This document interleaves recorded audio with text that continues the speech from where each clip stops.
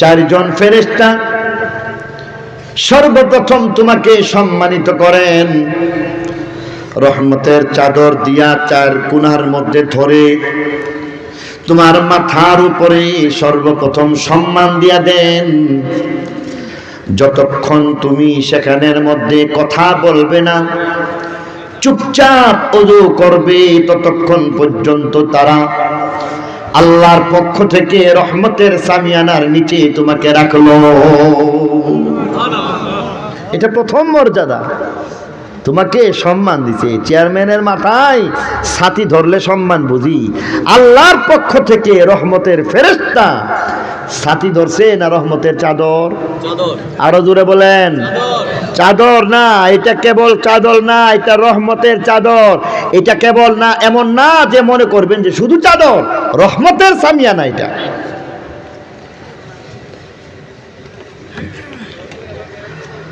সর্বপ্রথম একজন মানুষ যখন এমন ভাবে চুপচাপ ওযু করে, কিতাবের মধ্যে লেখছে ফেরেশতারা এমন ভাবে তার সম্মানে দাঁড়ায় থাকে, যদি একটা দুনিয়াদারির কথাবার্তা বলা হয় তখন এক ফেরেশতা চলে যায় নারাজ হইয়া, আর বলেন দুইটা কথা বললে দুইজন ফেরেশতা চলে যায়, তিনটা কথা বললে তিনজন ফেরেশতা নারাজ হয়ে চলে যান,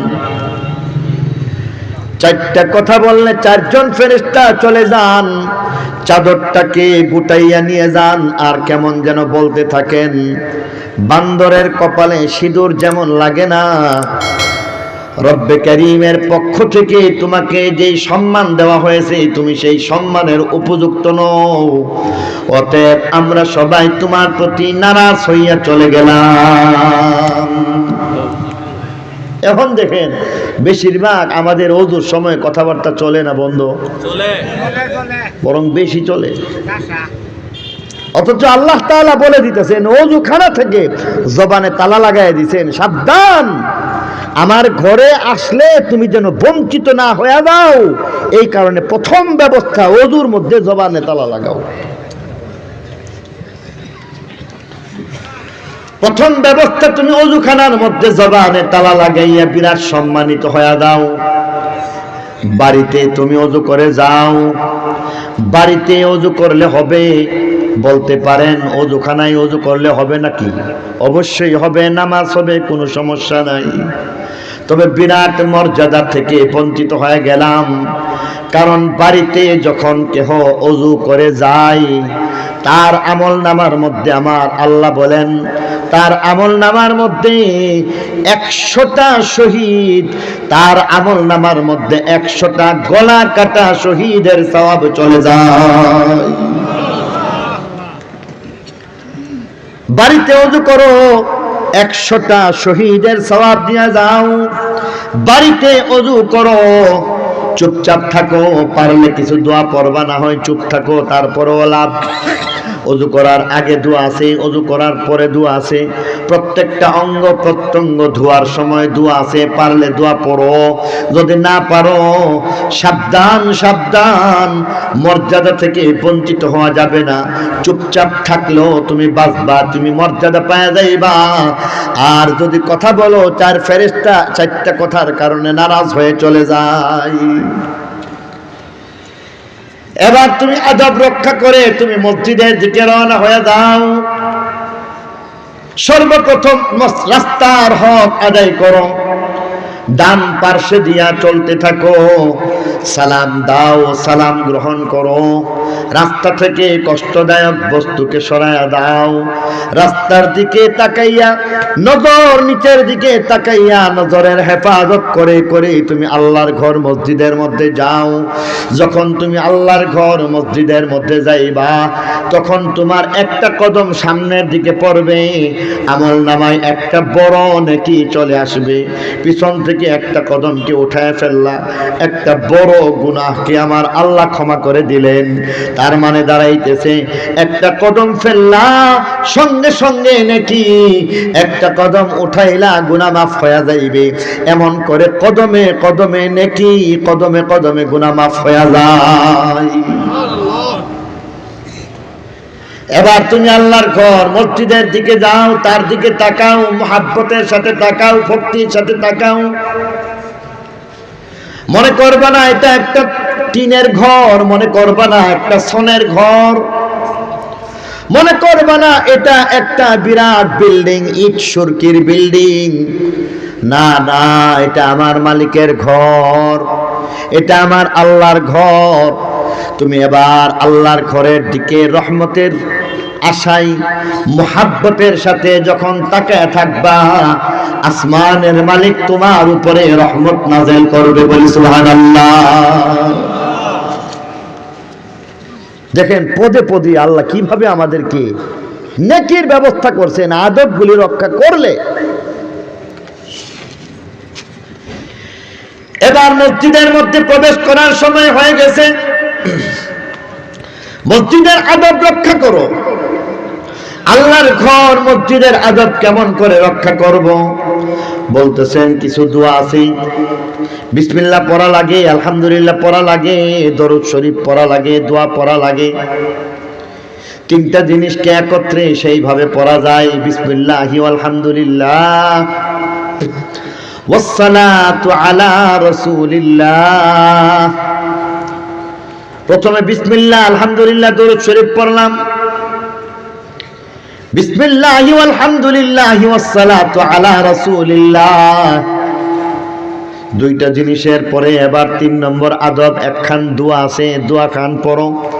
আল্লাহুম্মা ইফতাহলি আবওয়াব রাহমাতিক। 4 নম্বরে এবার তুমি ডান পা আগে আল্লাহর ঘর মসজিদের মধ্যে প্রবেশ করায়া দাও। 5 নম্বরে এবার তুমি ইখলাসের সাথে মনে মনে নিয়ত করো, আল্লাহর ঘরে যাইতেছি, সেখানের মধ্যে আমি গিয়া কথাবার্তা বলবো না, ইতিকাফ করব। ইতিকাফের নিয়ত নিয়া এমন ভাবে তুমি 5টা আদব রক্ষা করে আল্লাহর ঘর মসজিদের মধ্যে তুমি প্রবেশ করো। এবার এই 5টা আদব রক্ষা করে এবার তুমি সেখানের মধ্যে যখন প্রবেশ করলাম, আল্লাহর ঘর মসজিদের মধ্যে প্রবেশ করার পরে আমার আল্লাহর পক্ষ থেকে নির্দেশনা হচ্ছে এমন, পারলে কিছু ভালো কাজ করো। একবার সুবহানাল্লাহ পড়ো, একবার আলহামদুলিল্লাহ পড়ো, একবার সূরা ফাতিহা তেলাওয়াত করো। পারলে একবার এমন ভাবে তুমি কোরআন তেলাওয়াত করবা, দরুদ শরীফ পড়বা। আর যদি না পারো সমস্যা নাই, ক্ষতি যেন না হয়ে যায়, সেখানে গিয়া কথাবার্তা বলবা না। কারণ তুমি যদি কথাবার্তা বলো, কোন বর্ণনার মধ্যে বোঝা যায় ফেরেশতারা তোমারে ধমক দেয়। ফেরেশতারা এবার বলতে থাকে, চুপ হয়ে যাও হে আল্লাহর বন্ধু, আল্লাহর ঘর মসজিদের মধ্যে প্রবেশ করছো, অতএব আল্লাহর ঘর মসজিদের মধ্যে প্রবেশ করার কারণে কথা বলা যায় না। কারণ তুমি তো মেম্বারের ঘরের মধ্যে গেলেও চুপ হয়ে দাও, মাতবরের ঘরে গেলে চুপ হয়ে দাও, চেয়ারম্যানের ঘরে গেলে চুপচাপ থাকো, থানায় গেছো একজন দারোগার কামরার মধ্যে গেছো চুপচাপ থাকো, ডিসি এসপির বাড়িতে গেলে চুপচাপ থাকো, মন্ত্রীর বাড়িতে গেলে চুপচাপ থাকো, বাদশার বাড়িতে গেলে তুমি চুপচাপ থাকো। এবার তুমি ভাবো তুমি কিন্তু বাদশার বাড়িতে না, বরং বাদশার দরবারে তুমি উপস্থিত হয়ে গেছো। সব জায়গায় তোমার জবান বন্ধ, এখানে তোমার জবান কেন চলবে? সাবধান, এমন করবা না। যদি করো এক একটা কথার কারণে তোমার 40 বছরের ইবাদত নষ্ট হয়ে যাইবে। যদি তুমি 80 বছর তোমার হায়াতে জিন্দেগি থাকে, তাহলে চিন্তা করে দেখো, একদিনেই তোমার 200 বছরের ইবাদত নাই হয়ে যাইতে পারে। অতএব তুমি চুপ থাকো, পারলে কিছু নেক আমল করে নাও। একবার সুবহানাল্লাহর বদলা আছে, একবার সুবহানাল্লাহ বলতে পারলে আসমান এবং জমিনের মাঝখানের ফাঁকা জায়গা আমার আল্লাহ বলেন নেকির দ্বারা ভরপুর করে দেওয়া হয়। একবার সুবহানাল্লাহর বদলা কেমন চিন্তা করে দেখো। যদি সিদক দিলের সাথে ইখলাসের সাথে আল্লাহকে রাজি খুশি করার নিয়তে কোন বান্দা যদি একবার পড়ে সুবহানাল্লাহ, আমার আল্লাহ বলেন 7 আসমান 7 জমিন আরশ কুরসি লৌহ কলম জান্নাত জাহান্নাম সবকিছুকে মিজানের পাল্লায় রাখলে পাল্লার পেট ভরবে, দূরে থাক, কিছুই হয় না। কিন্তু যদি কেহ ইখলাসের সাথে একবার সুবহানাল্লাহ বলে, আমার আল্লাহ বলেন মিজানের পাল্লাটা মুহূর্তের মধ্যে ভরে যায়। পারলে সেখানের মধ্যে কিছু নেক আমল করো, সুবহানাল্লাহ বলো, না পারলে চুপ থাকো। যদি কথা বলো তাহলে কিন্তু অভিসম্পাদ চলে আসবে। ফেরেশতা দাঁড়ায় দাঁড়ায় বলে চুপ হয়ে যাও হে আল্লাহর বন্ধু, মসজিদের মধ্যে কথা বলা যায় না, চুপ থাকো, কথাবার্তা বলবা না, প্রয়োজন ছাড়া কথাবার্তা বলবা না। এবারও বান্দা যখন কথাবার্তা বলে, ফেরেশতার এবার টোন পরিবর্তন হয়ে গেছে। এবার ফেরেশতা অনেক সময় অনেকটা রাগত স্বরে বলতে থাকে, চুপ হয়ে যাও হে আল্লাহর বান্দা। এতক্ষণ কি বলছে? আল্লাহর বান্দা বলছে না বন্ধু বলছে? বলছে আল্লাহর বন্ধু চুপ হয়ে যাও। এবার বলে হে আল্লাহর বান্দা চুপ হয়ে যাও। এবারও কথাবার্তা চলে, এবার আরো জোরে বলতে থাকে হে আল্লাহর বান্দা চুপ হয়ে যাও, চুপ হয়ে যাও। আবারও যখন কথাবার্তা বলে, যখন বলতে থাকে হে আল্লাহর বান্দা তোমার উপরে অভিশাপ, তারপরও তুমি চুপ হয়ে যাও। নাউজুবিল্লাহ বলবেন না? এখন চিন্তা করে দেখুন, মসজিদে গিয়া এইভাবে যখন কথাবার্তা বলতে থাকি, আর এই কথাবার্তার পরে যখন দোয়া করি, ফেরেশতারা যখন আমাদেরকে অভিশাপ দিতে থাকে, এরপরে এই দোয়াকে আল্লাহ কবুল করবে? যার কারণে মসজিদ থেকে বের হয়ে আসার পরে আমরা বলতেছি এত দোয়া করি, দোয়া কবুল হয় না। দোয়া কেমন করে কবুল হবে?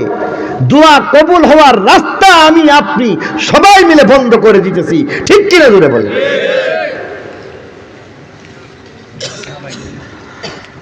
অথচ সেখানের মধ্যে এবার তুমি যদি চুপ থাকো, চুপ থাকলেও লাভ হয়ে যায় কেমন? আল্লাহ নবী সত্যবাদী নবী, সত্যই তো নবী বলছেন ইন্তিজারুস সালাতি সালাহ ওয়া ফি রিওয়ায়া ইন্তিজারুস সালাতি মিনাস সালাহ। নবী বলেন উম্মতি মসজিদের আদব রক্ষা করে চুপচাপ থাকো, সেখানেও লাভ। তুমি যদি সেখানের মধ্যে চুপ থাকো, আমার নবী বলেন তুমি চুপ থাকলেও তোমার চুপ থাকাটাকে ইবাদত বানানো হয়। বলেন যে তুমি যতক্ষণ চুপচাপ থাকলা, ততক্ষণ পর্যন্ত নামাজে থাকলে যেই সওয়াব তোমার আমল নামার মধ্যে আমার আল্লাহ সেই সওয়াব দান করেন। বলি সুবহানাল্লাহ। এবার তুমি একটা রাকাত নামাজ পড়ো ইখলাস আর আদব নিয়া, ইখলাস আর আদব নিয়ে এমন ভাবে তুমি একটা রাকাত নামাজ পড়ো, আমার আল্লাহ বলেন, নবী বলেন, নবী আমাদেরকে জানায় গেছেন এক রাকাত নামাজ পড়লা, নবী বলেন আমার আল্লাহ বলেন এটাকে কমপক্ষে 10 রাকাত বানানো, এটা আমার অভ্যাস। এক রাকাত নামাজ পড়ছো, এটাকে আমি আল্লাহ এটা কমপক্ষে 500 রাকাত বানাইছি। এক রাকাত নামাজ পড়ছো, সেই এক রাকাত নামাজকে আমি আল্লাহ 1000 রাকাত বানাইছি। এক রাকাত নামাজকে আমি আল্লাহ 50,000 বানাইছি। এক রাকাত নামাজকে আমি আল্লাহ 1,00,000 রাকাত বানাইছি। বান্দা আদব আর ইখলাসের সাথে তুমি এক রাকাত নামাজ নিয়ে আসবা, আমি আল্লাহ রাব্বুল আলামিন সেই এক রাকাত নামাজকে 70 লক্ষ রাকাত বানাইয়া কবুল করছি। ক্ষান্ত হয় নাই, আরো আশার বাণী শুনাইয়া দিয়া বললাম এক রাকাত নামাজে কেবল 70 লক্ষ নয়, ওয়াল্লাহু ইউদাইফু লিমান ইয়াশা, আল্লাহ চাইলে আরো বেশি রাকাত বানাইয়া কবুল করে নেন। বলি সুবহানাল্লাহ। সেখানের মধ্যে এবার তুমি নামাজ পড়লা, নামাজের পরে এবার তুমি মালিকের কাছে 2টা হাত উঠায় দাও। মালিকের কাছে 2টা হাত উঠাইয়া এবার বেশি কিছু করা লাগবে না, তুমি রিক্ত হস্তে মালিকের কাছে যাও, হাত 2টা উঠাও। উঠাইবার পরে এবার তুমি চাইবা আল্লাহ বলেন বান্দা এবার নামাজের পরে আমার কাছে চাইবি, যা চাইবি তাই দিমু। বান্দা তোর যা লাগবে তাই দিয়া দিমু, তবে সাবধান সাবধান বাচ্চামি করিস না, সাবধান সাবধান বোকামি করিস না, সাবধান সাবধান এমন করিস না যেমন বাচ্চারা করেছি। ছোট্ট বাচ্চা তার গলার মধ্যে এক ভরি স্বর্ণের অলংকার, একটা বাপ্পার গেল হাতের মধ্যে একটা চকলেট নিল, ললিপপ নিয়া এমন ভাবে চুষতে শুরু করলো, মাঝে মধ্যে খুলে খুলে বাচ্চার দিকে এমন ভাবে নাড়াচাড়া দেয় আর বলে দেখো কত মজা। এবার দেখাইতেছে দেখো দেখো কত মজা, ললিপপ খায় আর মাঝে মধ্যে দেখায় দেখো দেখো কত মজা। বাচ্চা এবার তার দিকে তাকাইছে, তাকানোর পরে দেখতেছে ললিপপ চকলেটটা বড় মজা, এত মজা নিয়ে খাইতেছে। এবার এবার তাকে ডাক দিয়া বলতেছে ভাই আমাকে একটা চকলেট দিবা। বাটপারে এবার বলে না না চকলেট তো এমনি দেওয়া যায় না, তোমার যদি চকলেট লাগে অসুবিধা নাই, তোমার কয়টা লাগবে বলো। এবার বলতেছে একটা দেবো একটা, না না 10টা দিব 10টা। কয়টা দিবে? 10টা চকলেট দিব, 10টা ললিপপ দিব। 10টা চকলেটের দাম 10 টাকা। 10 টাকার লোভ দেখাইয়া এবার বলতেছে তুমি একটা কাজ করো, একটা দুইটা গুনতেছে 1 2 3 4 5, আবার এইভাবে দেখাইছে যে হয় 5টা আছে, এই হাতের মধ্যে 5টা আছে, 5টা 5টা 10টা আছে। 10টা ললিপপ 5 5 মিলায় 10টা ললিপপের দাম 10 টাকা। ধরে নিলাম 20 টাকা, না হয় 30 টাকা, 100 টাকা ধরলাম। 10টা ললিপপ দেখাইয়া এবার বলতেছে লাগবে, বলে হ্যাঁ হ্যাঁ লাগবে। তাহলে তুমি এক কাজ করো, তোমার গলার মধ্যে যে একটা সুন্দর একটা চেইন আছে সেই চেইনটা দিয়া দেও। এবার বলতেছে একটা চেইন, বাচ্চা বলে যে একটা চেইন দিয়ে করুম কি, গলায় লাগাইলে যা না লাগাইলেও তা। এবার বলতেছে দরকার নাই, আমার চকলেট লাগবে। আর এই কথা বলে 1 ভরি ওজনের একটা চেইন, 1 ভরি ওজনের একটা অলংকার বাটপারের হাতে উঠাইয়া দিল।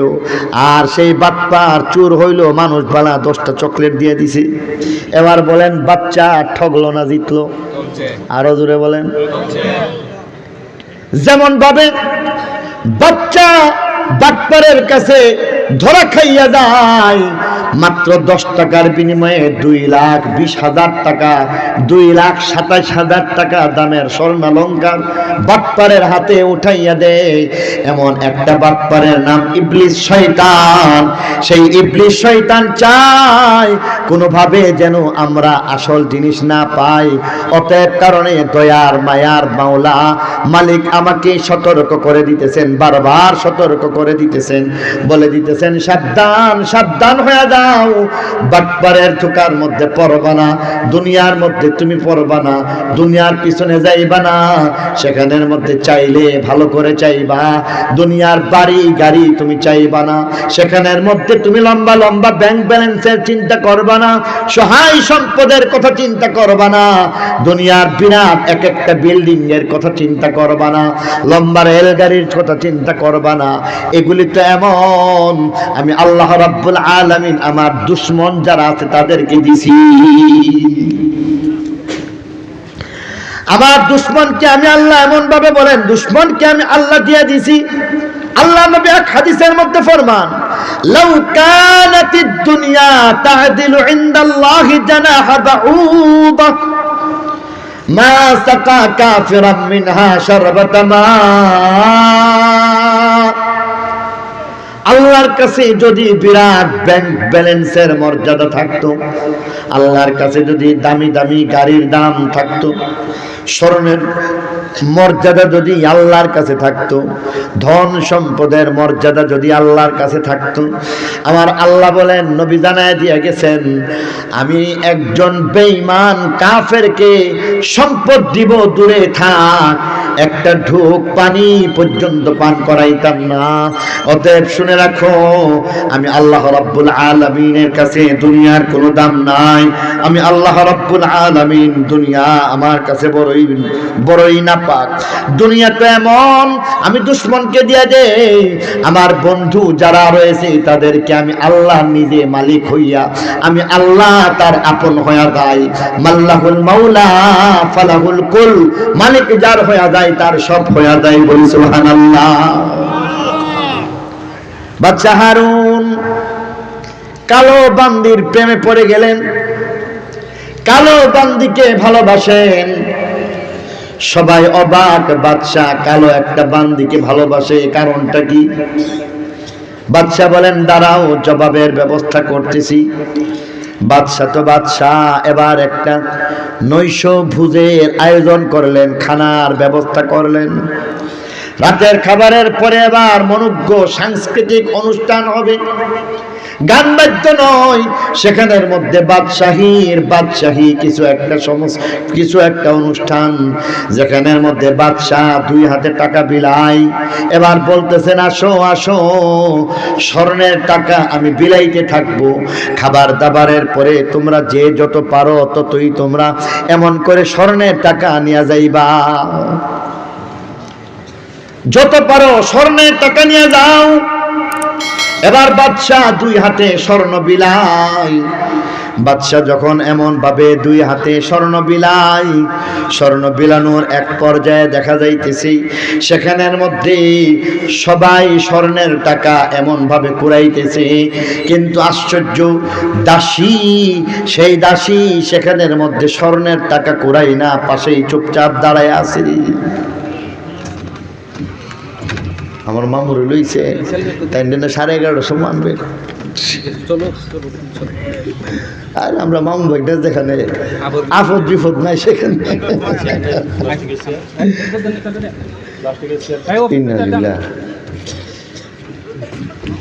চেয়ারের ব্যবস্থাটা তো মামা কয়েক মিনিট আপনার মর্জি মতো মামুদি কেন কইছে চেয়ারটা আপনারা এটা একটা ইয়ে করেন, চেয়ার দেন না, একজন মুআজ্জাজ মেহমানরে আপনারা ইয়ে করেন। আহারে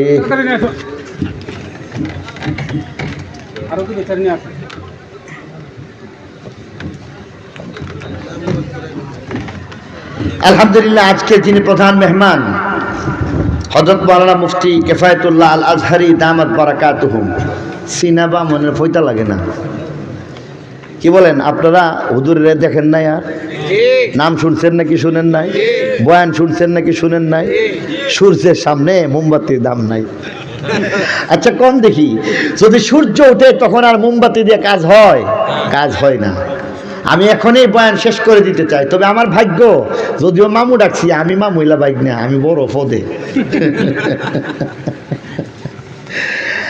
আলহামদুলিল্লাহ, হযরত চলে আসছেন, মূল্যবান নসিহত পেশ করবেন। বয়ানটা আমি শেষ করে দিচ্ছি। বাদশা হারুন টাকা পয়সা বিলাইয়া দিতেছে, টাকা পয়সা যখন বিলাইয়া দিতেছে, বান্দি কালো বান্দি টাকা নেয় না, পাশে দাঁড়ায় রইছে। জিজ্ঞাসা করা হইতেছে তুমি এই টাকা পয়সা নিচ্ছ না কেন? সবাই টাকা পয়সা নিতেছে, স্বর্ণের টাকা একেবারে যে বইরা লাইছে, এত টাকা। আজকে বাদশা বলছে যত পারো নিয়ে যাও, যত পারো নিয়ে যাও, টাকা বিলাইতেছে। আর সেখানের মধ্যে কালো বান্দি কিছুই নেয় না। এবার জিজ্ঞাসা করতেছেন বান্দি, এই যে টাকা সবাই নিতেছে, তুমি টাকা নেও না কেন? এবার বান্দি উত্তর দিয়া বলতেছে এদের দরকার টাকা, আর আমার দরকার টাকার মালিকের।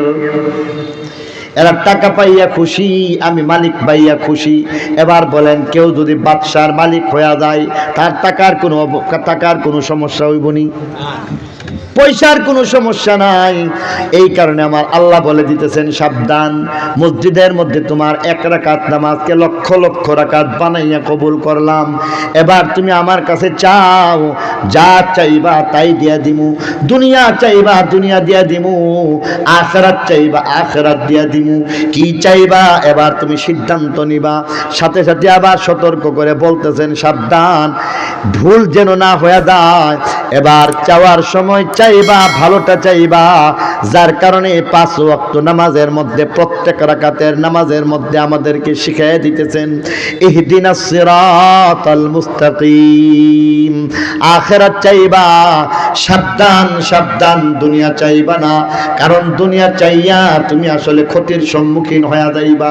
এবার তুমি যদি আখিরাত পায়া যাও, মালিককে যদি পায়া যাও, শুধু আখিরাত না, দুনিয়া তোমাকে ছোট বানাইয়া, দুনিয়া তোমার সামনে ছোট বানাইয়া তোমাকে আমার আল্লাহ দুনিয়া দিয়া দিবেন। বলি সুবহানাল্লাহ। আখিরাত পাইলে দুনিয়ার লাগে না, দুনিয়া অটোমেটিক আসে।